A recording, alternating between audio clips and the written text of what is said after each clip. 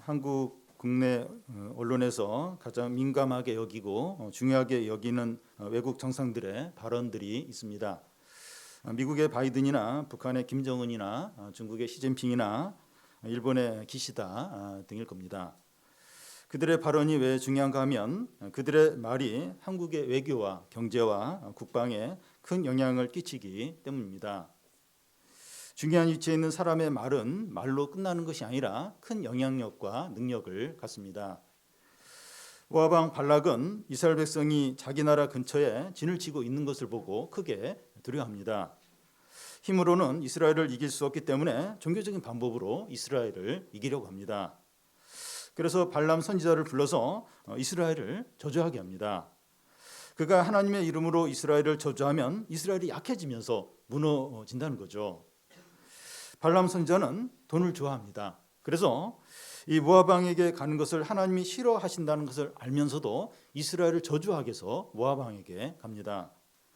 모압 왕 발락은 많은 재물과 높은 자리를 약속하면서 발람 선지자에게 이스라엘을 저주하도록 몇 번에 걸쳐서 간곡히 부탁합니다. 이런 상황에서 하나님의 말씀이 바르게 예언되는 것은 불가능해 보입니다. 그런데 하나님은 이 발람 선지자를 강하게 압도하셔서 하나님의 말씀만을 예언하도록 합니다. 세 번에 걸쳐서 하게 되는데 하나님은 어떤 분이고 이스라엘은 어떤 자이고 그들에게 어떤 축복이 임하고 앞으로 이스라엘은 어떻게 될 것인가 하는 것을 선포하는 겁니다. 하나님을 대적하는 분위기에서 이방 선지자를 통해서 이 선포되는 말씀이지만 참되어 진리고 영원한 말씀입니다. 오늘 말씀은 이제 두 번째 예언인데 모압 왕 발락은 발람 선지자를 데리고 이제 장소를 옮겨서 이스라엘을 저주하게 합니다. 13절을 보면 발락이 말하되 나와 함께 그들을 달리 볼 곳으로 가자. 거기서는 그들을 다 보지 못하고 그들의 끝만 보리니 거기서 나를 위하여 그들을 저주하라 하고. 어떤 사람을 평가할 때 전체를 보고 평가하는 것과 일부분만 보고 평가하는 것과는 많이 다릅니다. 일부분만 보고 평가를 할 때는 편견을 갖거나 잘못된 평가를 할 수 있습니다. 모압 왕 발락은 발람 선지자에게 이스라엘의 진을 다르게 볼 수 있는 곳으로 데려갑니다. 그곳에서는 이스라엘 진 전체가 보이지 않고 끝부분만 보이는 거예요. 이스라엘 백성의 진 전체를 보면 축복을 하게 되지만 이스라엘의 진의 끝만 보면 저주를 할 수도 있겠다. 그렇게 기대를 하는 겁니다. 이스라엘 백성을 바라보는 시각에 따라서 다르게 보일 수 있는 겁니다. 믿는 자들은 전체를 보아야 제대로 평가할 수 있습니다. 믿는 청소년들을 평가할 때 학교 성적만으로 보거나 또 크리스찬 청년들을 평가할 때 어떤 직장을 다니냐 하는 것만으로 보거나 또 장년들을 평가할 때 자기 집이 있느냐 몇 평이냐 이런 걸로만 보면 좋은 평가를 받기가 어렵습니다. 세상은 성도들을 외적인 것으로만 평가를 하는데 바른 평가가 아닙니다. 전체적으로 보고 중심을 보고 무엇보다도 이 하나님과의 관계가 어떠하냐 이걸 봐야 이 성도를 제대로 평가하는 거죠. 모압 왕 발락은 장소를 옮겨서 이스라엘 백성을 바라보는 시각이 바뀌면 이 하나님의 말씀도 달라질 것을 기대했습니다. 하나님의 축복과 저주를 사람이 조정할 수 있는 것으로 그렇게 여기는 겁니다. 발람 선지자는 따로 떨어져서 하나님의 말씀을 받고 모압 왕 발락과 신하들은 제단과 재물 곁에 서 있습니다. 발람 선지자가 하나님의 말씀을 받고 나서 모압 왕에게 오자 모압 왕 발락은 반가워하면서 하나님 무슨 말씀을 하시더냐고 묻습니다. 발람 선지자가 받은 하나님의 말씀이 어떤 겁니까? 19절 20절을 한 절씩 교대로 읽겠습니다. 하나님은 사람이 아니시니 거짓말을 하지 않으시고 인생이 아니시니 후회가 없으시도다. 어찌 그 말씀하신 바를 행하지 않으시며 하신 말씀을 실행하지 않으시랴.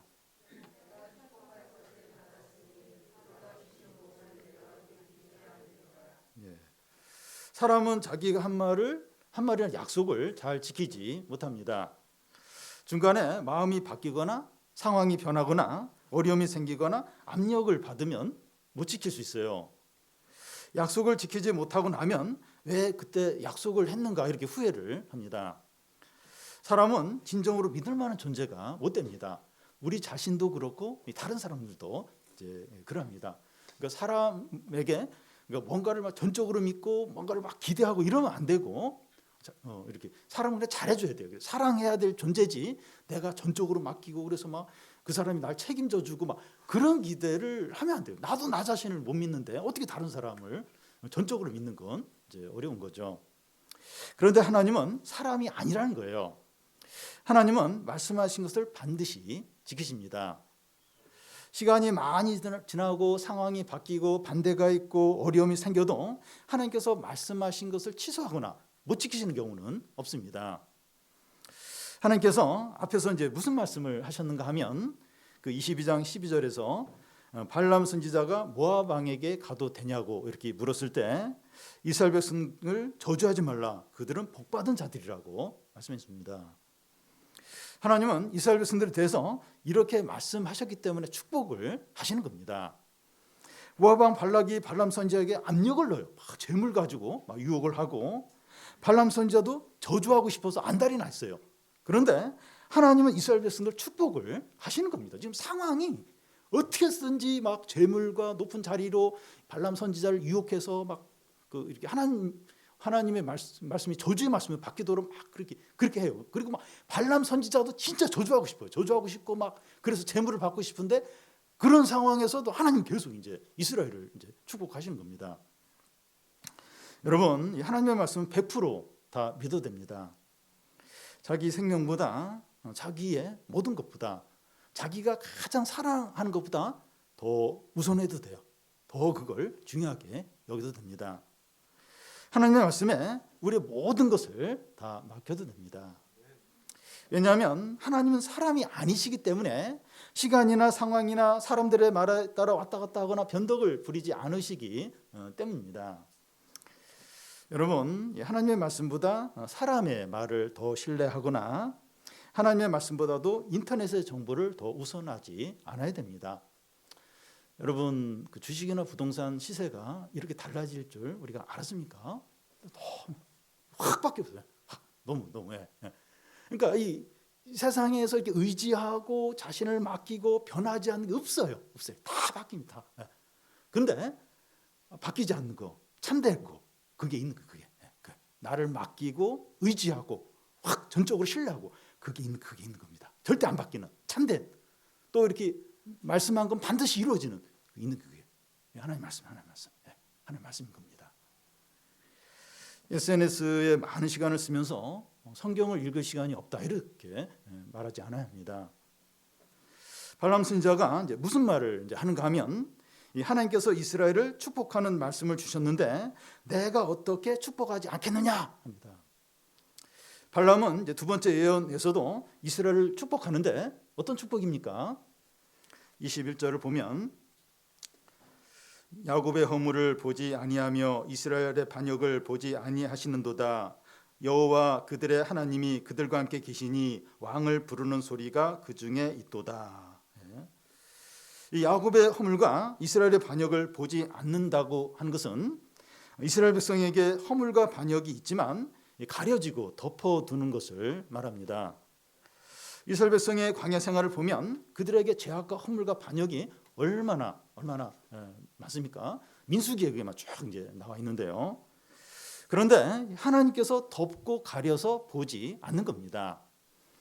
보지 않고 넘어가는 대표적인 사건이 애굽의 10번째 재앙, 장자 재앙에서 이것이 나타나는데요. 하나님은 이스라엘 백성의 집 문에 어린 양의 피를 다 바르라고 했습니다. 여호와의 사자가 온 애굽을 다니면서 어린 양의 피가 발라진 집은 그냥 건너뛰는 그냥 넘어가고 어린 양의 피가 발라지지 않는 집은 여호와의 사자가 들어가서 그 집에 이제 장자를 치는 겁니다. 그래서 애굽의 장자들이 그날 많이 이제 죽었습니다.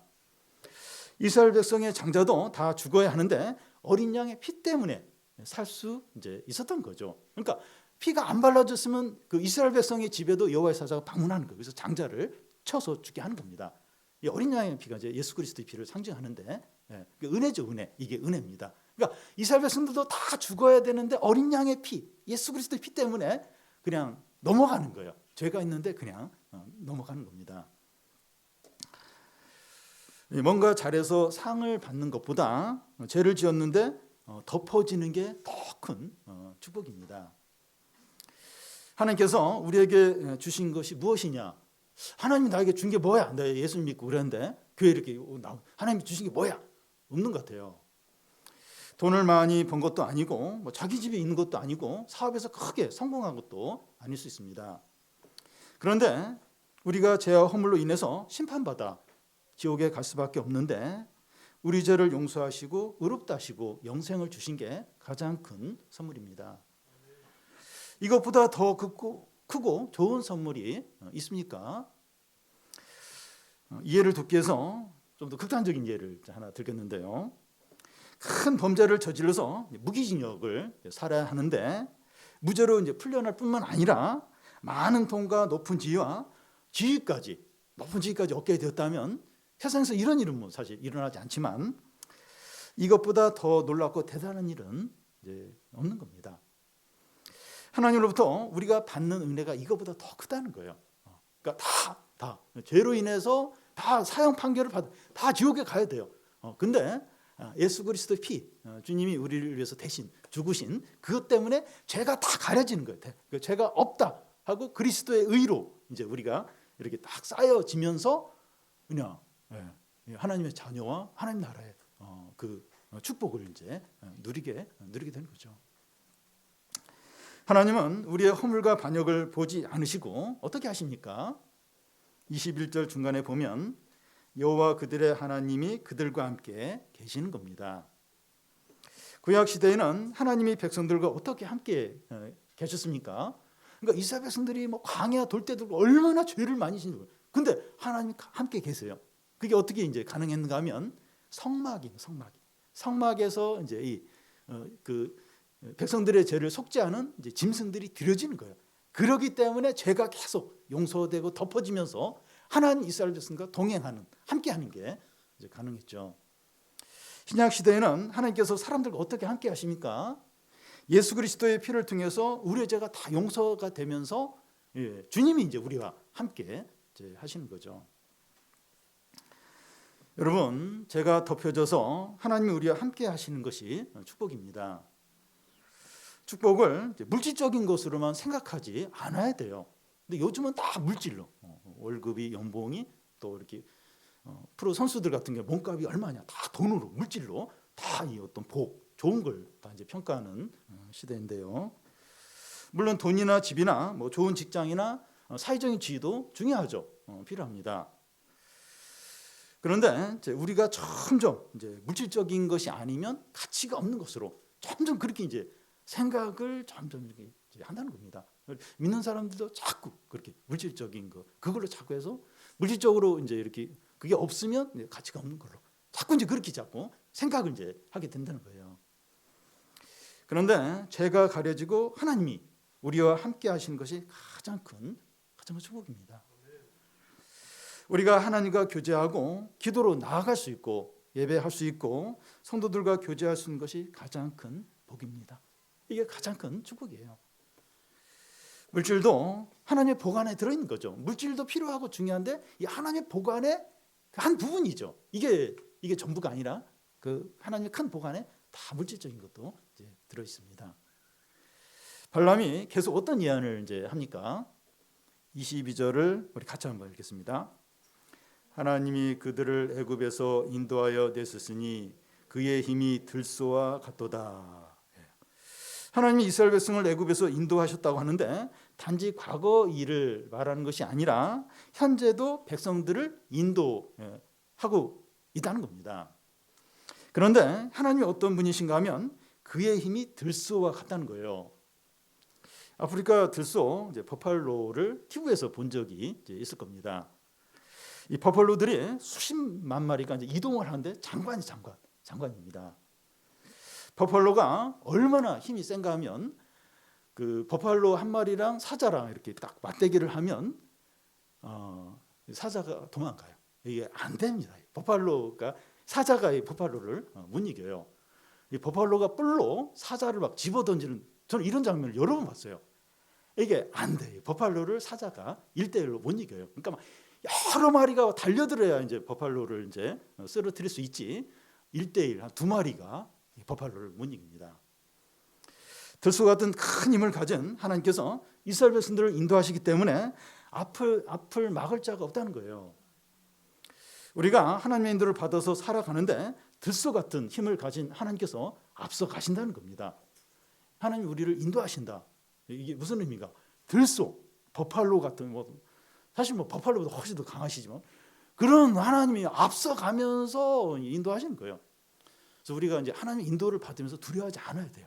자꾸 이제 위축이 되고 걱정이 되고 그 들소보다도 비교할 수 없이 강한 분이 앞서 가시면서 인도하신다는 거예요. 염려하지 말라는 거예요. 발람 선지자가 또 이제 어떤 예언을 이제 합니까? 23절을 우리 같이 한번 읽겠습니다. 야곱을 해할 점술이 없고 이스라엘을 해할 복술이 없도다. 이때 야곱과 이스라엘에 대하여 논할진대 하나님께서 행하신 일이 어찌 그리 크냐 하리로다.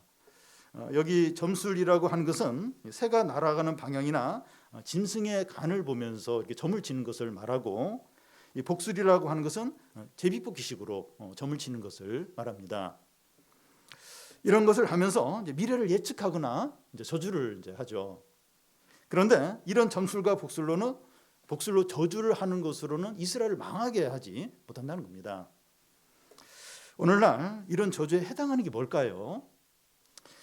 인터넷에 올라오는 악성 댓글이 여기에 해당된다고 생각됩니다. 무슨 악성 누머 또 막 그걸 비난하는 어떤 그런 소문을 퍼뜨리고 이게 이제 여기에 이제 해당이 된다고 할 수 있습니다. 공무원들이나 기업들이나 정치인들이나 연예인들이나 가장 두려워하는 것이 인터넷에 비리를 알리거나 비난의 글을 이제 올리는 거죠. SNS에 악성 루머가 뜨면 그것이 사실이든 사실이 아니든 이 대상이 되는 사람은 사회적으로 매장을 당하게 됩니다. 이런 일을 당한 사람은 정신과 치료를 받기도 하고 다시 재기를 못하는 경우도 많아요. 나중에 보니까 이게 사실이 아니다. 그건 이제 그 다음 문제고, 그런 소문이 악성 루머가 돌고 악성 댓글이 막 올라오고 이러면 그 사람은 이미 이제 사회적으로 매장을 당하는 거예요. 완전히 그 사람은 그냥 재기를 못할 가능성이 많습니다. 그런데 이 하나님 백성은 이런 저주로 무너뜨리지 못한다는 거예요. 안 무너진다는 겁니다. 어떤 누머나 악성 댓글이나 비난이나 중상모략으로 쓰러지지 않는다는 거예요. 물론 엄청나게 상처를 받는데 다시 일어난다, 다시 일어나고 그걸로 무너져 버리지 않는다는 겁니다. 왜냐하면 믿는 자들은 하나님의 복된 말씀을 붙들기 때문입니다. 그러니까 이 가장 참되고 영원하고 가장 이렇게 가장 그 복된 그게 이제 하나님 말씀이라는 걸 믿어요. 이제 믿는 사람은, 신자들은 믿으니까 막 악성 루머 또 이상한 어떤 비난들 막 그런 게 있는데 뭐가 참되냐, 뭐가 진실되냐? 하나님 말씀입니다. 하나님 말씀 생각하면서 다시 일어서는 거예요. 그 사람들의 말, 어떤 루머 그걸 막 절대적으로 모든 것으로 여기면서 막 무너지고 막 자포자기하고 막 물론 이제 좀 처음에는 그러겠지만 다시 일어난다는 거예요. 다시 일어난다는 겁니다. 성도들도 이 사람들의 말로 상처를 받고 낙심하지만 하나님의 복된 말씀으로 다시 일어납니다. 나이가 들수록 사람들의 말에 이렇게 자꾸 상처를 받고 이제 위축되기가 쉽고, 직장에서 그 상관에게 모욕적인 말을 듣거나 또 아랫사람에게 무시하는 말을 이제 그러니까 이게 밑에 있을 때는 상관에게 자꾸 어떤 모욕적인 말을 들어요. 그러니까 위로 올라가면 아랫사람이 이렇게 무시하는 말을 들으면서 또 상처를 이제 이렇게 받습니다. 집에서는 취직도 못하고 제대로 하는 일도 없다 이런 말을 또 들을 수 있습니다. 그런데 하나님의 복된 말씀으로 힘을 내어서 다시 일어나는 거예요. 물론 상처도 받고 힘들지만 그런 말들 이렇게 어떤 부정적인 말들 그런 말들을 듣지만 뭐가 참되냐, 뭐가 진리냐, 뭐가 영원한 말씀이냐, 누구 평가가 진짜냐, 그걸로 이렇게 정리를 하는 거예요. 정리를 하면서 다시 일어나는 거예요. 근데 이게 하나님의 말씀을 모르는 사람, 또 말씀을 알아도 믿지 않는 사람은 사람들의 말들, 어떤 비난들, 어떤 악성 루머들 이걸 전부로 여기고 못 일어나는 거예요. 그냥 그걸로 그냥 쓰러져 이제 버리고 이제 그런 겁니다. 근데 하나님 말씀을 믿고 이 말씀이 참되다, 진리다, 이게 영원하다, 하나님의 평가가 진짜다. 그걸 믿는 사람은 온갖 어떤 비난들, 어떤 막 이렇게 오해들 그런 말들 들어도 결국은 이렇게 정리를 해요. 기도하면서 다시 일어나고 그런 기회를 통해서 어떻게 더 좀 겸손해지고 더 좀 하나님 은혜를 구하고 이제 그렇게 합니다. 하나님의 백성이 부정적인 말을 들어도 소망을 가질 수 있는 이유가 무엇입니까? 23절 중간에 보면 이때 야곱과 이스라엘에 대하여 논할진대 하나님께서 행하신 일이 어찌 그리 크냐 하리로다. 그동안 하나님께서 이스라엘 백성들에게 행하신 일이 얼마나 크고 놀라운가 보라는 겁니다. 애굽의 10가지 재앙을 일으키시고 홍해를 갈라 바다로 건너게 하시고 반석에서 물이 나와 마시게 하시고 하늘에서 매일 만나가 내리게 하시고 메추라기 떼가 진을 덮게 해서 고기를 마음껏 먹게 하신 것을 보라는 겁니다. 이런 일들은 실제로 일어난 역사적인 사실들이에요. 역사적인 사건들이죠. 여러분, 하나님께서 과거에 행하신 일들이 왜 중요한가 하면 그 하나님께서 현재도 이스라엘 백성들에게 동일하게 행하시기 때문입니다. 하나님은 과거보다 미래에 더 놀랍고 큰 일을 행하십니다. 지금도 행하시고 미래 앞으로는 더 크고 놀라운 일을 행하십니다. 우리는 과거를 돌아보면서 하나님께서 축복하시고 응답하셨던 일들이 다 있을 거예요. 좀 돌아보면 다 그런 일이 있습니다. 그런데 현재나 미래를 생각하면 답답해요. 걱정이 밀려올 수 있습니다. 그러나 과거에 응답하신 하나님께서 현재도 들소 같은 큰 힘을 가지고 우리와 함께 하십니다. 미래에 더 크고 놀라운 일을 기대하시기 바라요. 미래 앞으로. 왜냐하면 하나님 그러신 분이에요. 더 크게, 더 놀라운, 더 영광스러운 일을 이루십니다. 하나님 그러신 분이에요. 발람은 이스라엘 백성이 어떤 자들이 된다고 예언을 합니까? 24절을 우리 같이 한번 읽겠습니다. 이 백성이 암사자같이 일어나고 수사자같이 일어나서 움킨 것을 먹으며 죽인 피를 마시기 전에는 눕지 아니하리로다 하매. 여기 백성이 암사자 같고 수사자같이 일어나서 움킨 것을 먹으며 이 죽인 피를 마시기 전에는 눕지 않는다 하는 것은 이 하나님의 백성의 잔인함과 개걸스러움을 말하는 것이 아니라 담대함과 강함과 민첩성을 말합니다. 여기서 암사자는 자매들을 말하고 수사자는 형제들을 말한다고 할 수 있습니다. 우리들이 암사자이고 수사들이라는 거예요. 사자는 이 정글에서 가장 강한 동물인데 세상에서 우리가 그렇다는 겁니다. 그런데 우리는 현실 가운데서 이 사자보다는 양에 가까운 것 같아요. 어떻게 된 겁니까? 여러분 다윈의 그 종의 기원에 보면 적자생존이라는 말이 나옵니다. 환경에 잘 적응한 강한 동물만 살아남고 적응하지 못한 동물은 도태된다는 거죠. 그런데 요즘 우리 사회 경제가 너무 어려우니까 이 적자생존이라는 말이 나옵니다.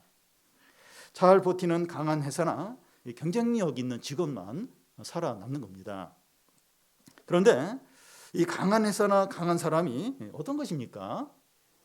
경쟁에서 살아남는 회사나 직원이 강한 것이죠. 강한 자가 이기는 것이 아니라 이긴 자가 강한 것입니다. 지금 가을 야구 지금 하고 있는데 그러니까 강한 팀이 이기는 것이 아니라 이긴 팀이 강한 거예요. 누가 이겼냐? 그 이긴 팀이 강한 겁니다.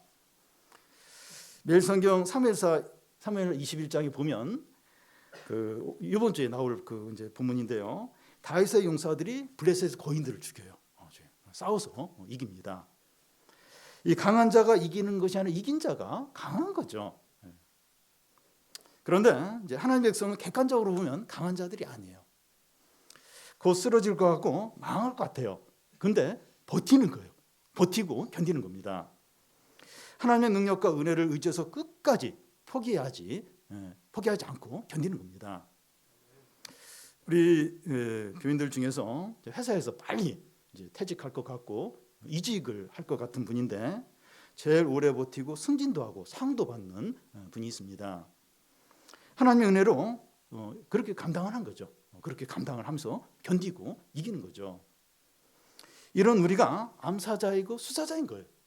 그러니까 겉으로 볼 때 강한 자가 아니라 끝까지 하나님 은혜를 붙들고 끝까지 견디고, 다른 사람들 다 낙오가 돼요. 다 이렇게 떨어져 나가고 이런데 끝까지 은혜를 붙들고 견디고 이겨내고, 이 사람이 강한 자죠. 암사자고 수사자죠. 우리가 그런 자라는 겁니다. 겉으로는 약해요. 쓰러질 것 같아요. 근데 끝까지 견디는 거예요. 끝까지 견디고 이기고. 그 수사자, 암사자들이죠. 현재 학생들이나 청년들이나 또 장년들이나 주부들이나 다 힘들고 어려워요. 내년에는 더 답답하고 더 불투명하고 더 암담할 수 있습니다. 그런데 하나님의 말씀과 하나님의 능력을 의지해서 끝까지 참고 견디시기를 바랍니다. 하나님이 들소 같은 힘으로 우리를 인도하고 계세요. 끝까지 믿음으로 참고 견디시기를 바랍니다. 이런 우리가 진정으로 강한 암사자, 수사자들이에요. 암사해. 끝까지 믿음으로 은혜로 견디는 우리가 진정으로 강한 자고 진정한 승자들이죠. 하나님의 말씀은 반드시 이루어진다는 것을 확신함으로 모든 축복과 기쁨과 승리를 누리는 성도들이 다 되시기를 바랍니다.